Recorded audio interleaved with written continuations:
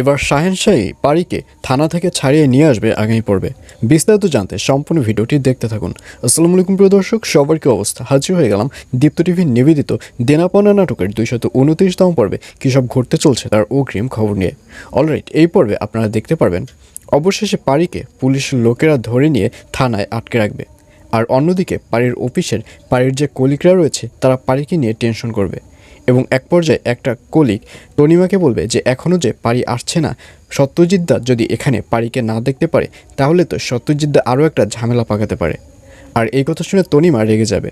তনিমা বলবে, পারির আসতে কেন হবে, আমরা তো এখানে আছি, আমাদের থেকে কি পারি বড় হয়ে গেল? এবং এই নিয়ে যখন তনিমার সাথে অফিসের মধ্যে একটা বার্গেটিং চলতে থাকবে, ঠিক তখনই ওখানে শাহেনশা ভাই এসে হাজির হবে। শাহেনশা বলবে, কী ব্যাপার, তোমরা কী নিয়ে আলোচনা করছো? তখন পারির বন্ধু সৌরভ সব কিছু শাহেনশাকে খুলে বলবে। আর এই কথা শুনে শাহেনশা বলবে, এখানে বসে আমরা যদি টেনশন করি তাহলে তো কোনো কাজ হবে না, আমাদের পারির বাড়িতে গিয়ে দেখতে হবে যে আসলে কী কাহিনী হয়েছে। এটি বলে শাহেনশাকে দেখা যাবে সে সৌরভকে নিয়ে পারিদের বাড়িতে চলে যাবে এবং সেখানে গিয়ে জানতে পারবে যে পারিকে পুলিশের লোকেরা ধরে নিয়ে গেছে। আর এটি জানার সাথে সাথেই শাহেনশা ভাইকে দেখা যাবে সে থানায় চলে যাবে এবং সেখানে গিয়ে পারির মুখ থেকে সব কিছু জানতে চাইবে যে আসলে কী ঘটেছিল সেদিন। আর এই কথা শুনে পারি বলবে, শাহেনশা ভাই, আমাকে শুধু শুধু পুলিশের লোকেরা এখানে আটকে রেখেছে। বিশ্বাস করেন আমি রিয়াকে খুন করিনি। রিয়াকে খুন করার মতো কোনো প্রমাণই পুলিশের লোকদের কাছে নেই। তারা শুধু শুধু আমাকে আটকে রেখেছে। আগামীকালই আমার কাজগুলো দিতে হবে। আগামীকাল যদি আমি কাজগুলো না দিতে পারি তাহলে আমি এই বড় ডিলটি হারিয়ে ফেলবো। আর এই কথা শুনে শাহেনশা বলবে, শোনো, তোমার শাহেনশা ভাই যেহেতু এখানে এসেই গেছে সেহেতু তোমার আর কোনো টেনশন নেই।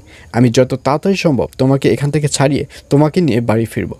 এই বলে শাহেনশাকে দেখা যাবে সে পুলিশের সাথে পারিকে ছাড়ানোর ব্যাপার নিয়ে কথা বলতে থাকবে।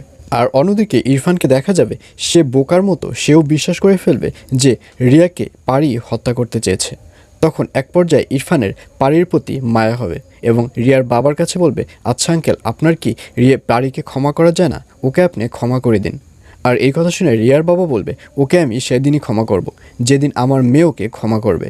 যেদিন আমার মেয়ে হসপিটাল থেকে সুস্থ হয়ে বাড়ি ফিরে ওকে ক্ষমা করবে সেদিনই আমি ওকে থানা থেকে জামিন নিয়ে ছাড়িয়ে আনবো। এইসব বলতে দেখা যাবে রিয়ার বাবাকে। আর এছাড়াও থাকবে আশ্চর্য সকল ঘটনা। সুতরাং সবাইকে দেনা পাওনা নাটকের আগামী পর্ব দেখার আমন্ত্রণ রইল।